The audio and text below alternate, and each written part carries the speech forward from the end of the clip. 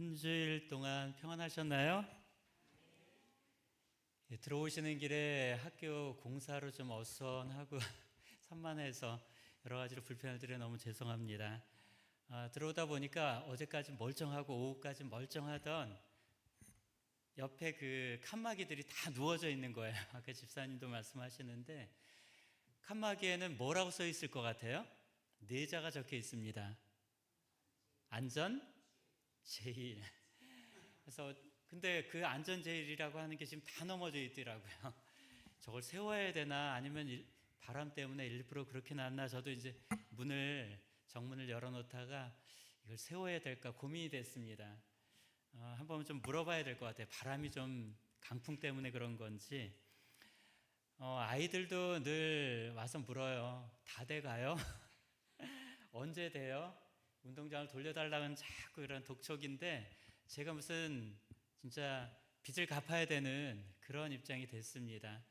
빠르게 해도 저희가 원래는 2월 말에 마무리를 좀 하려고 했는데 워낙 오래된 건물이다 보니까 건축 도면이 없어요. 그래서 새로 만들었는데 중간에 또 땅을 파보니까 기초가 달라요. 너무 얕고 새로 또 구조 변경하고 이러면서 지금 4월 중순에서 길면 말일. 근데 크게 소음 나는 작업은 거의 끝났고요. 이제 거의 마무리를 위해서 중반 정도, 마지막 이제 공그리하고 판넬 겉에 붙이는 뭐 이런 작업들을 한다고 합니다. 안전이라는 말이 저한테는 요새 늘 그냥 머릿속에 맴돌아요. 안전. 애들도 안전해야 되고요. 선생님들도 안전해야 되고, 무엇보다도 지난번 대전초 그 선생님의 심리적인 불안으로 인해서 갑자기 학교가 안전에 어떻게 보면 요람이 돼야 될 곳이 위험이 있지 않나 더 들여다봐야 된다라고 요즘 교육부에선 계속 공문이 내려오고 있습니다. 제가 오늘 묵상하고 생각했던 부분이 안전한 길이 뭐지? 그리고 피난처라고 늘 듣고 있는데 안전하게 잘 갔던 사람들은 누가 있을까? 또 안전하다고 믿고 자만했던 사람은 누가 있지? 라고 한번 생각을 해봤습니다. 급식실에 들어가면 식당에 한편에 잠언 22장 6절의 말씀을 영어로 표현을 해놨습니다. 마땅히 행할 길을 아이에게 가르치라. 그리하면 늙어도 그것을 떠나지 아니하리라. 이렇게 붙여놓고요. 교장실에는 제가 어떤 성구를 할까 하다가 잠언 16장 9절에 있는 말씀, 사람이 마음으로 자기의 길을 계획할지라도, 이런 말씀이 있잖아요. 근데 그 걸음을 인도하시는 이는 누구라고요? 여호와시다 라고 이렇게 되어 있습니다. 요즘 보면 너무 불안한 것 같아요. TV에 뉴스를 보기가 힘들, 참 불편한 그런 모습들이고요. 우리는 눈에 보이는 것만이 다가 아니라 눈에 보이지 않는 뭔가, 우리가 가야 하는 길은 분명히 있습니다. 그죠? 새가 날아가는데 아침마다 와서 까치하고 까마귀가 싸워요. 왜 싸우나 봤더니 땅을 다 뒤집어 놓으니까 그때는 먹이가 좀 있었나 봐요. 그 뒤집어 놓은 화단에서 뭔가를 찾느라고 서로 다툼을 하더니 요즘은 나무의 둥지를 차지하기 위한 것 같아요. 까치 두 마리가 어떤 날은 까마귀를, 어떤 날은 까마귀가 얘들을 반대로 쫓기도 하는데, 쟤들도 뭔가 먹고 살기 위해서 싸움에 정말 그 현장의 현실이 이렇게 치욕하다라는 거, 이런 것들을 좀 보게 됐습니다. 오늘은 그래서 함께 좀 나눌 수 있는 건 우리가 그리스도인이라고 불리는 우리들이 가야 하는 길, 마땅히 행할 길이 뭐지? 라고 한번 생각을 해보게 됐습니다. 목사님의 책갈피 선물을 제가 받은 걸 보니까요, 골로새서 3장 1절 2절 말씀이에요. 제목은 위의 것을 생각하라. 위의 것, 그 위의 것이 뭘까? 한번 저도 좀 생각을 하면서 오늘 함께 은혜를 좀 나눠보고자 합니다.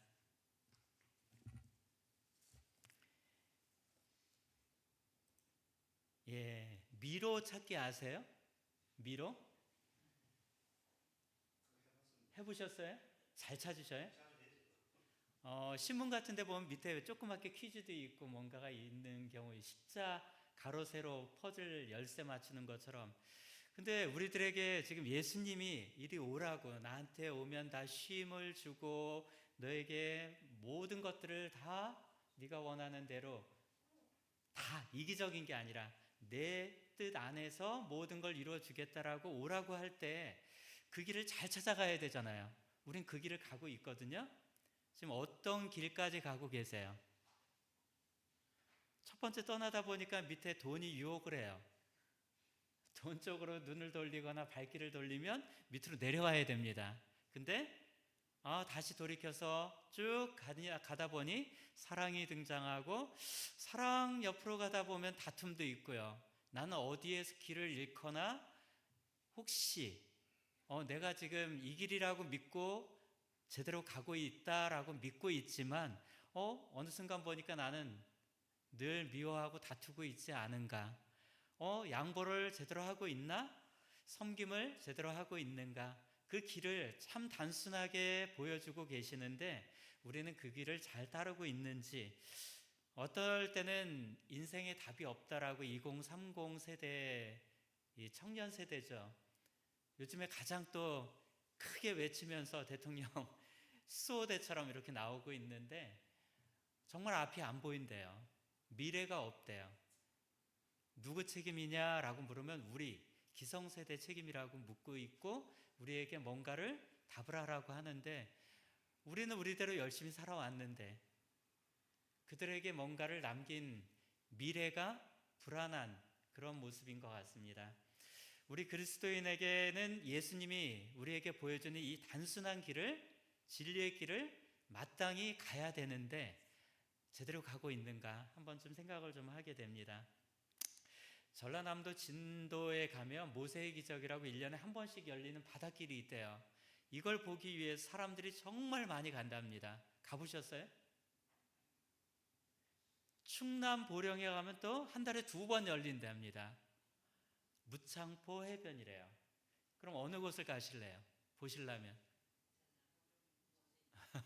한 달에 2번이니까 기회가 더 있으니까. 근데 한번 생각해 보면 우리들은 예수님께 가는 그 길은 날마다 열려 있지 않나요? 그죠?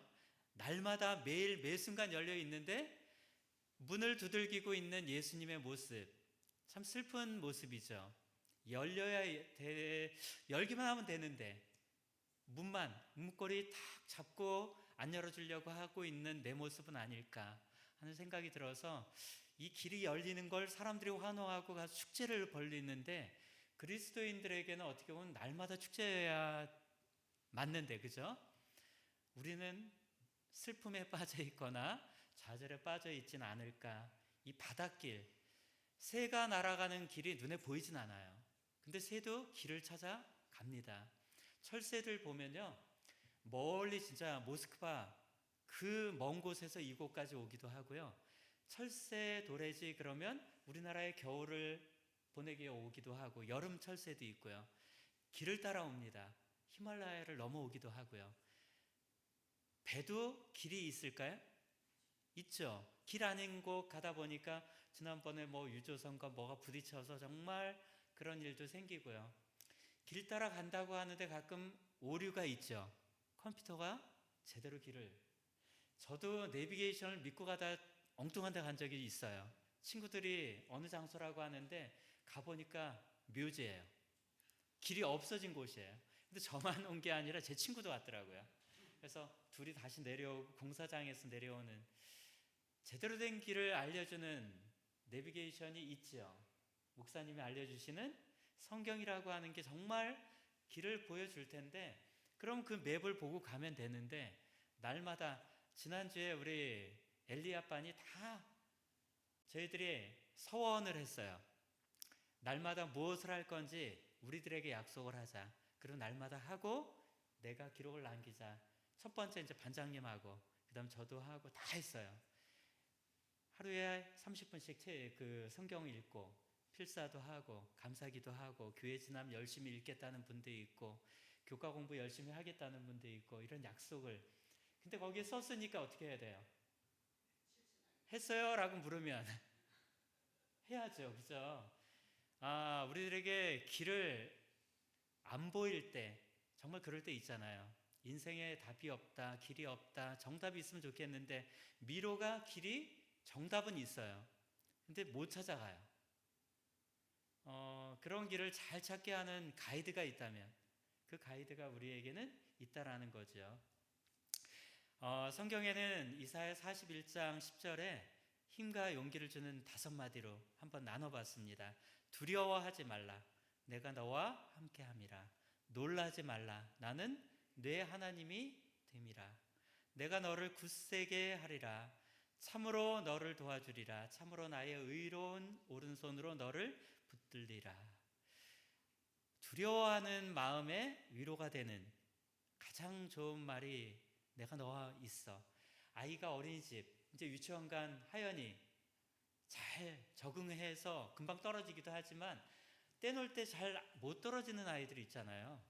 근데 엄마가 옆에 있으면 울다가도 금방 눈물이 뚝뚝 맺혀 있지만 금방 뚝해요. 그죠? 하나님이 함께 계신다라는데, 그죠? 두려워할 일이 뭐가 있겠어요? 놀라지 말라라고 할 때 너의 하나님, 딴 사람이 할 너의, 너만의 이런 약속을 받은 사람이 있을까요? 받으셨죠. 우리들이 그 약속을 받고 있고요.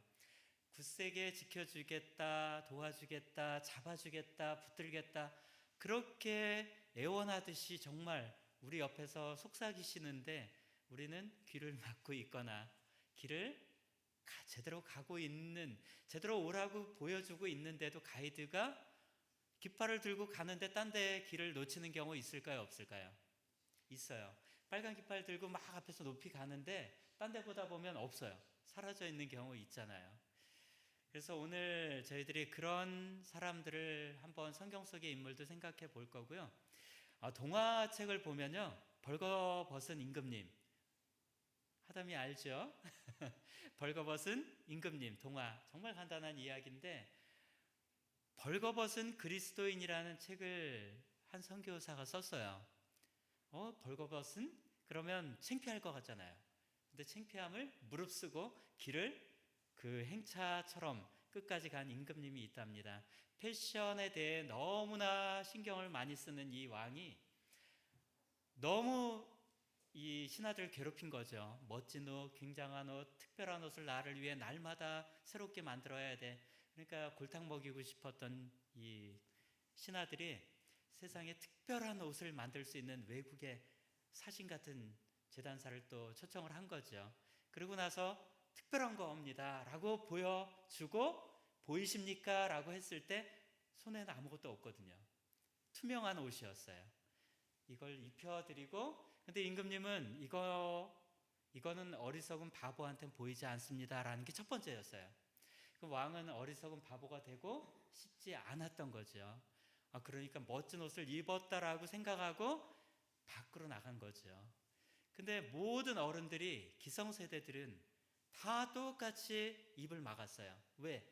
그 말을 하는 순간에 내 목이 위험할 수 있으니까. 근데 그걸 바라보던 어린아이는 순수한 대답을 합니다. 임금님이 뭐 했다고요? 창피하게 옷을 벗었다고 이제 얘기를 하죠. 그러면서 이제 뭔가 한바탕 소동이 일어나는 이야기인데, 이 이야기와 비슷하게 벌거벗은 그리스도인이라고 문성 선교사예요.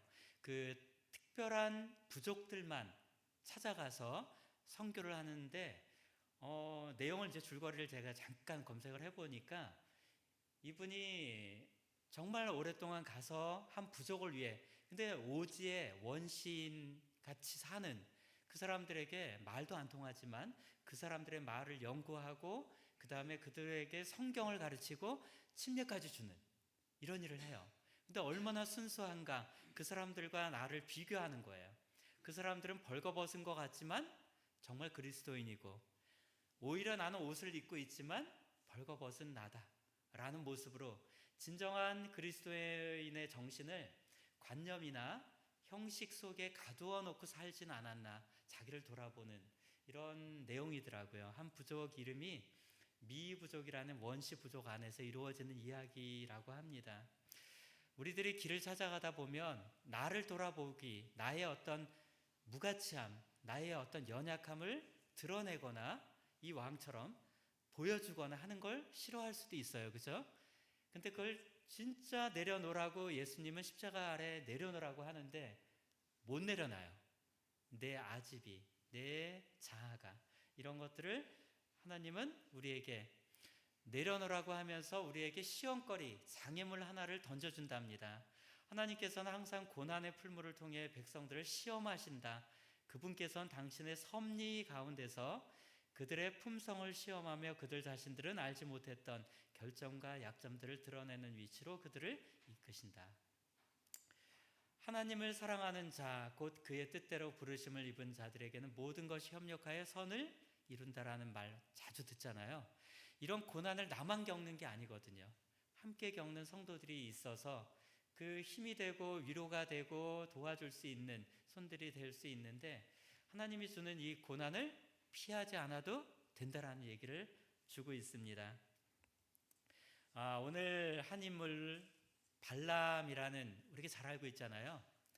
지난번에 목사님 통해서 아마 들었을 겁니다. 이 모압, 그러면 모압의 조상이 롯, 아브라함의 조카 롯의 두 딸 중에 한 딸이 그 자손이 또 조상이 되었고, 바알을 섬기는 그런 우상 섬기는 모압이라는 이야기를 했었는데요. 그 모압 왕과 발락과 또 예언가, 점술가, 이런 발람과의 어떤 이야기입니다. 어떻게 보면 바알의 사제 발람을 통해서 벌어진 이 이야기가 하나님의 뜻대로, 하나님의 하라는 대로만 했으면 괜찮았을 텐데, 자기는 자기 뜻대로 하려고 했지만 3번의 저주가 3번의 축복으로 가긴 했어요. 근데 또 나중에 내부 자기의 어떤 내적인 동기는 욕심이 끼어들게 되죠. 그러면서 이것도 저것도 잘 안 될 때 마지막에는 미인계로 이스라엘 백성을, 정말 어떻게 보면 이스라엘 백성들이 이제 요단강을 넘어 약속의 땅으로 이제 가서 뭔가 준비를 하고 있는 이 백성들에게 우상을 섬기고 음행하게 하는 잘못된 길을 가는 발람을 우리가 보게 됩니다. 그 결과는 심판이라고 하는 것을 보게 되고요. 모압 왕 발락의 부름에 응해서 찾아갔지만 가야 될까요? 했을 때 가라고 허락을 하십니다. 그리고 가는 길에 어떻게 보면 가서 저주를 하라고 요청을 받았지만 저주를 할 수 없는, 입을 통제받아요. 누군가 통치하는 주관자가 누군가 있었던 거죠. 하나님의 뜻대로 해야만 되는 그런 예언을 하는 사람이었습니다. 하나님께서는 발람 왕의 요청에 발람이 행하기를 일어나 함께 가라고는 했지만 마지막에 내게 이르는 내 말을 준행하라고 했어요. 그러나 결국 죄와 불순종의 길로 가게 되는 발람을 보게 됩니다. 근데 여기에서 이제 하나 보면 사랑으로 기다리시는 하나님, 또 그러면서 막고 있는 천사의 모습을 보는데, 나귀를 타고 욕심을 채우기 위해 가는 그 길에 눈을 띄워준 나귀를 통해, 그 다음 나귀를 통해서 뭔가 보여주는데 그때도 깨닫지 못하죠. 그러자 지팡이로 때리는 장면도 우리가 알고 있는 그런 이야기. 나귀가 그걸 또 한마디 합니다. 왜 내가 주인을 위해 모든 일을 다 했는데 왜 때리십니까? 라고 나귀가 오히려 말을 하는 이런 일들이 있습니다. 하나님이 막는 길이 있고요, 하나님이 또 가라고 하는 길이 분명히 있습니다. 우리는 하나님이 막는 길, 그 길이 어떤 길인지를 알고 있어요. 우상이라고 하는 것은 분명히 가서는 안 되는, 해서는 안 되는 게 맞습니다. 근데 민수기 22장에 보면 발람이라고 하는 이 예언가가 결국은 그 길을 또 가서 이스라엘 백성을 우상을 섬기고 음행을 하게 하는 일을 만듭니다. 그러다 보니까 이렇게 또 사자를 통해서 경고의 말을 또 주게 됩니다. 보라, 내 앞에서 네 길이 사악함으로 내가 너를 막으려고 나왔더니, 나귀는 봤어요. 그리고 피하려고 밀어서 막 뭔가 아프게 지금 발람을 갖다 벽으로 막 밀어붙였는데, 이 나귀가 아니었으면 발람은 분명히 죽었어요. 칼을 들고 있던 천사에 의해서. 그 발람이 여호와의 사자에게 말하되 내가 잘못한 걸 그 순간 또 고백을 합니다. 당신이 이를 기뻐하지 아니하면 나는 돌아가겠나이다. 하지만 나중에는 제대로 된 길을 선택하지 않습니다. 그래서 우상을 섬기는 길을 가고 교만과 자기의 의를 찾는 길을 간 발람의 길은 하나님이 막는 길이었습니다. 그리고 계시록에 보면 7교회 중에 이제 버가모 교회에게 주는 서신에서 이렇게 또 책망을 합니다. 너의 잘한 면도 있지만 너에게 책망할 것도 있다. 그 중에 하나가 이거다. 너에게 발람의 교훈을 지키는 자들이 있다. 뭐 니골라당 뭐 이런 얘기 나오는 것처럼 발람의 교훈, 우상을 섬기는 것은 걸림돌이다 라는 얘기를 해줍니다. 발람을 통해서 보여준, 어떻게 보면 가서는 안 되는 길에 심판으로 결국은 발람은 선택받지 못하는 인물이 됐다면, 엘리야, 우리가 보면 엘리야는 어떤 선지자였는가? 대단한 능력을, 하나님의 능력을 보여줄 수 있었던 하나님의 선지자였죠. 근데 인간적으로 쓰러지고 무너지는 모습을 우리가 보게 됩니다. 하나님의 사람으로 갈멜산, 그러면 모든 우리 어린 친구들까지도 너무나 잘 알고 있어요. 하늘에서 불이 내려오게 하고 바알 선지자 450명을 정말 그 제단을 완전히 불로 그렇게 그 제단 옆에 모든 물까지도 다 말라버리게 할 수 있는 대단한 능력을 보여줍니다. 근데 그 기도를 하는 엘리야의 그런 모습을 우리가 보고 능력을 보여주는 엘리야가 갑자기 이렇게 무너집니다. 무너지는 원인은 인간적인 두려움이 이제 오게 된 거죠. 아합왕과 이세벨이라고 하는 인간적인 어떻게 보면 두려운 존재, 죽이겠다, 너를 꼭 찾아서 어떻게 하겠다라는 그 말이 이렇게 쉽게 선지자조차도 흔들 수 있었을까, 이렇게 생각을 하게 됩니다. 하나님의 사람으로 이런 능력 있던 사람이, 로뎀나무라는 이 뜻은 어원으로 들어가면요 시궁창이라는 의미가 있답니다. 그 정도까지 바닥으로 내려간 거예요. 굉장히 비참한 존재가 된, 왜 이렇게 됐을까? 그리고 어디까지 또 숨는가 하면요 동굴까지 숨어 들어가요. 얼마나 많이 도망을 갔는가 하면 이스라엘에서 부엘세바라고 하는 곳까지는 160km, 그러면 얼마나 멀까요? 그 다음에 또 거기서 다시 호렙산까지, 이 동굴까지 도망가는 게 320km라 합니다. 굉장히 먼 길을 도망을 가는 신세가 된 거예요. 혼자서 그 먼 길을 얼마나, 그전엔 정말 하나님의 능력으로 모든 것들을 3년 반 동안 비가 내리지 않게도 했다가 비가 내리게도 했다가 정말 막 불이 내리게도 했다가 이런 능력의 선지자인데 갑자기 무너지니까 이렇게까지도 무너지는구나. 근데 어떻게 위로를 해주셨는가 하면요 동굴 속에서 지진과 불과 이런 모든 것들을 보여주지만 요란하게 보여주진 않아요. 요란하고 불꽃 속에서도 하나님은 드러나지 않게 나중에는 정말 작은 음성으로 들려주십니다. 그러면서 네가 혼자가 아니야. 여기서 따지듯이 또 엘리야가 얘기를 하죠. 네가 왜 여기 있느냐라고 물을 때 엘리야야 네가 어찌하여 여기 있느냐라고 물어요. 그러자 이제 나는 하나님의 정말 이 사업을 위해서 내 열심이 어느 정도인가 하면요 열심히 특심하오니 이렇게 얘기했어요. 특별하게 열심을 냈는데 이제는 선지자를 잡아 죽이는 이 백성들이 나까지도 죽이려고 하니 제가 도망을 왔지요 라고 얘기합니다. 그래서 제 생명을 제가 부재하려니 도망할 수밖에 없습니다 라고 합니다. 근데 이걸 탓하지 않아요. 하나님이 누가 너를 이처럼 급히 광야로 이 멀리까지 도망하게 하였느냐라고 물어요. 너는 무슨 사명을 띠고 여기에 와 있느냐라고 또 끝에 물음표로. 도망을 갈 때 배가 고파 쓰러져 있는 그리 시냇가에 누워있는 엘리야에게 천사가 또 어떻게 해요? 먹어라, 힘을 내라, 먹고 떠나라, 힘을 줍니다. 까마귀를 통해서 빵을 갖다 주고요, 물도 주고요.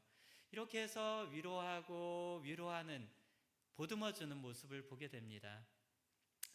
이 엘리야의 모습을 보면 아까의 발람은 어떻게 보면 꾸짖, 그것도 기다려주는 그런 모습을, 우리가 하나님의 모습도 보게 되지만 마지막에 선택은 엘리야는 발람같이 돌아서는 쪽이 아니라 어떻게 했을까? 그러고 보면 하나님이 이렇게 붙드실 때 엘리야는 그 붙드시는 손을 잡아요. 잡고 이런 새로운 큰 사명을 받고 떠나는데 세 가지 사명을 줄 때 한 가지, 내 뒤에 있는 엘리사에게 기름 붓는 그 일을 하게 됩니다. 엘리야의 이런 경험이 우리에게 어떤 교훈을 줄까?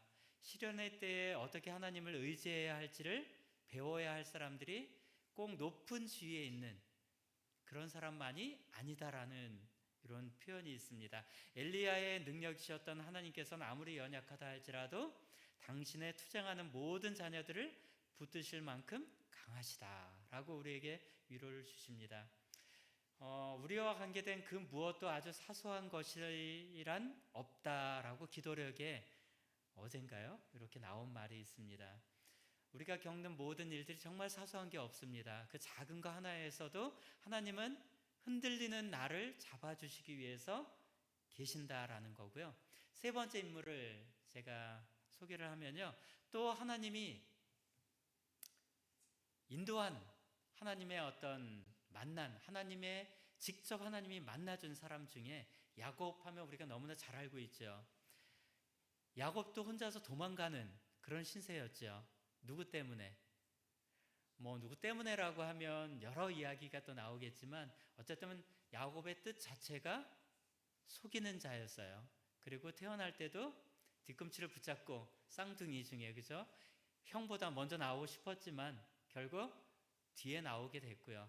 형의 장자권을 팥죽 한 그릇으로, 그리고 나서 70이 넘은 후반에 부모의 사랑을 정말 받던 이 야곱이 그때 이제 먼 길을 떠납니다. 근데 얼마나 멀리 떠나는가 하면 부모의 집에서 브엘세바까지가, 그리고 브엘세바에서 하란까지가 거의 800km였답니다. 이걸 걸어서 간다고 생각을 하면 얼마나 먼 거리일까요? 이 길을 혼자서 가요. 무서운 동물도 있었을 거고 혼자서 추위에 떨어야 됐을 거고요. 이 혼자서 걸어갈 때 너무 지쳐 쓰러져 있을 때 베델에서 돌베개를 베고 자게 되죠. 그 꿈을 우리가 보게 됩니다. 그때 무엇을 봤나요? 하늘과 땅이 연결되어 있는 사닥다리에 오르락내리락 하는 천사들을 보게 되죠. 하늘까지 닿은 이 사닥다리를 오르락내리락 하는 천사들의 모습은 어떻게 보면 이 야곱을 보호하기 위해서 동행하는 무리였다라고 이렇게 표현되어 있습니다. 야곱이 혼자가 아니었던 거죠. 혼자라고 느꼈던 엘리야, 나 혼자입니다, 나 죽을 것 같아요 할 때 하나님은 7,000명이라고 하는 너에게 또 다른 남은 무리를 주겠다라고 했거든요. 든든한 너만이 아니야, 나에게 바알에게 무릎을 꿇지 않은 7,000명이 있구나 라는 얘기를 하게 됩니다. 야곱이 야복강에서 씨름하는 모습을 보며 천사도 빠져나가려고 애를 썼다라는 표현이 있어요. 너의 옛날 모습을 다 보여주고 나서 새롭게 이름을 주기 위해서 천사가 옆에서, 그리고 마지막에 천사가 환도뼈를 치게 되는 이야기를 우리가 너무나 잘 알고 있는데, 시편 146편 5절에는 야곱의 하나님을 자기의 도움으로 삼으며 여호와 하나님에게 자기의 소망을 두는 자는 복이 있도다 라고 합니다. 밤새 씨름하고 새벽까지 씨름하고 새로운 승리자의 이름을, 이스라엘이라는 이름을 얻은 이 야곱은, 이 하나님이 야곱을 또 시험한 거예요. 믿음을 시험하는 그런 모습. 그래서 우리가 아브라함의 하나님, 이삭의 하나님, 다음으로 야곱의 하나님이라고 이렇게 얘기를 하는데, 이 하나님, 야곱의 하나님은 내가 너의 하나님이 될 거야, 너만의 하나님이 될 거라고 약속을 주십니다. 그렇게 주신 하나님은 약속을 주시는데 어떤 약속을 주시는가 하면요, 너와 함께하고 너의 자손이 모래알처럼, 정말 아브라함에게 줬던 그 약속을 또 주십니다. 그리고 너를 끝까지 지키겠다라는 약속을 하고 계세요. 너만의 하나님이 되어주겠다라는 이 말씀을 듣는 야곱은 위로가 됐을까요? 됐죠. 당연히 위로가 됐죠. 그래서 승리의 하나님은 우리로 하여금 이길 수 있는 길을 마련해 주고 계신다라고 합니다. 사단과의 투쟁에 있어서 우리가 불리한 처지에 놓이는 것은 하나님의 뜻이 아니다. 그는 담대하라, 내가 세상을 이겼노라 라고 말씀하십니다. 야곱처럼 이기면 이긴 사람에게 주는 언약의 약속의 선물이 있다라고 하십니다. 하나님의 율법을 존중하는 사람들에게 인간의 법률상 보호가 제거되면 여러 나라에서 그들을 죽이고자 하는 야곱의 환란이 분명히 있을 거라는 거고요. 이스라엘의 하나님께서 당신의 택한 백성을 구원하시려 일어나실 때는 이런 위기 일발의 순간에 붙들면 살 거고, 붙들면 구원받을 거고, 붙드는 그 손은 뿌리침을 받지 않고 승리하는 하나님과 함께 할 것이다 라는 얘기를 합니다. 계시록에 보면요, 7교회가 나옵니다. 7교회에 이기는 그에게는, 이기는 그에게는, 이기는 그에게는 이렇게 얘기하면서 약속을 주십니다. 어떤 약속을 주고 있는가 하면 영원한 생명을 주겠다, 감침 만나와 흰돌을 주겠다, 또 하나님과 함께하는 또는 판단하고 또는 하나님과 같이 왕노릇할 수 있는 권세도 주겠다, 흰옷도 주겠다, 성전 기둥이 되게 해주겠다, 보좌에 앉게 해주겠다, 생명나무의 열매를 먹게 해주겠다, 여러 약속들을 주십니다. 요한계시록에서 7교회에게 주어지는 선물들은 우리들에게 주는 교훈이 뭘까 한번 생각해 보면 이기는 그에게는, 이기는 그에게는 요 단서가 있어요. 시련에서 이기고 끝까지 하나님 편에서 발람처럼 마지막에 돌아서는, 이게 아니라 엘리야처럼 붙드는 하나님의 손을 잡고 야곱처럼 새롭게 이름을 얻는, 이런 우리가 돼야 된다라는 약속의 말씀을 주고 계십니다. 에베소 교회에게 주는 생명나무의 열매는 영원한 생명과 하나님의 임재를, 이런 약속을 받은 에베소 교회 성도들은 얼마나 위로가 됐을까. 그 다음 서머나 교회에는 둘째 사망 최후의 심판을 피할 수 있게 해주겠다라고 하는데, 버가모 교회, 흰돌이라고 하는 돌 중에 흰돌, 눈에 띄잖아요.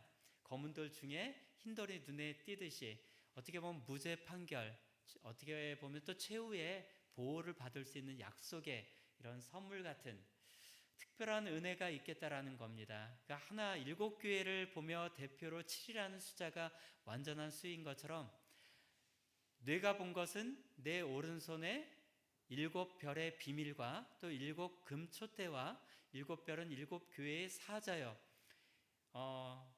7촛대는 7교회니라 라고 요한에게 이렇게 들려주고 있습니다. 남은 무리, 남은 교회에 우리가 합류하고 있고요, 우리가 그 교회라고 생각한다면 이기는 성도, 바로 내가 그 역할을 한다면 어떤 선물을 받고 싶을까? 나는 보좌를, 흰옷을, 영원한 생명을, 이 모든 걸 받아야만 되는 우리가 돼야 되겠죠. 우리는 그리스도께서 인도하시는 길을 따라감으로써만 안전하게 된다. 그 길은 점점 더 명백해지고 밝아져서 완전한 날에 이르게 될 것이다. 사람은 하나님과 협력해서 일해야만 한다. 혼자서는 겉보기에 가장 안전한 길에서 그의 발은 미끄러질 것이다. 우리는 인간의 지혜만으로는 한 걸음도 안전하게 걸을 수 없다. 우리가 두려움 없이 걷고 싶다면 예수 그리스도의 손이 우리를 단단히 붙잡고 있다는 것을 알아야 한다. 다윗은 시편에서 17편 5절에 나의 걸음이 주의 길을 굳게 지키고 실족치 아니하여,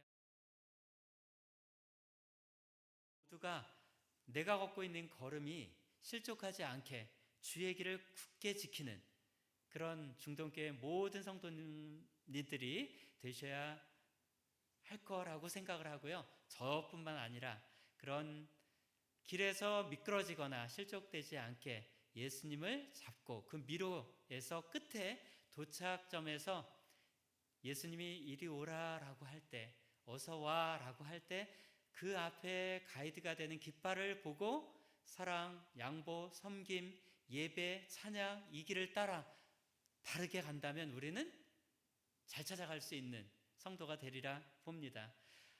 하나님은 바로 이렇게 길을 만드시는 하나님이에요. 눈에 보이지 않는, 우리가 볼 때 바닷길이 보이지 않는, 하지만 바다에도 길이 있어요. 그럼 바다 밑에도 보이지 않는 것 같지만 모세의 기적을 보면 그 기적은 하나님이 만든 홍해의 바닷길을 열어놓으셨죠. 보이지 않는 바닷길, 하지만 하나님은 길을 만들어 내십니다. 그 길을 따라 우리는 보이지 않는 것 같지만 천국을 향해 지금 걸어가고 있고요. 그 믿음의 길을 걸어가고 있는 우리들에게 예수님께서는 선장이 되어 주신다라고 했고요. 내가 깃발을 들고 있어, 나를 따라와 라고 가이드가 되고 계십니다. 끝까지 믿음을 지키고 있는, 또 승리하는 우리 모두가 된다면 이 교회가 부흥하는 중동교회, 그리고 더 하나님의 사랑을 받고 또 하나님의 사랑을 받는 교회가 되기 위해서 늘 섬기는 교회가 되리라 믿습니다. 그런 교회가 되도록 우리가 기도하고 함께 합하여 협력하여 선을 이루는 우리 모두가 되기를 바라며 말씀을 마치겠습니다. 감사합니다.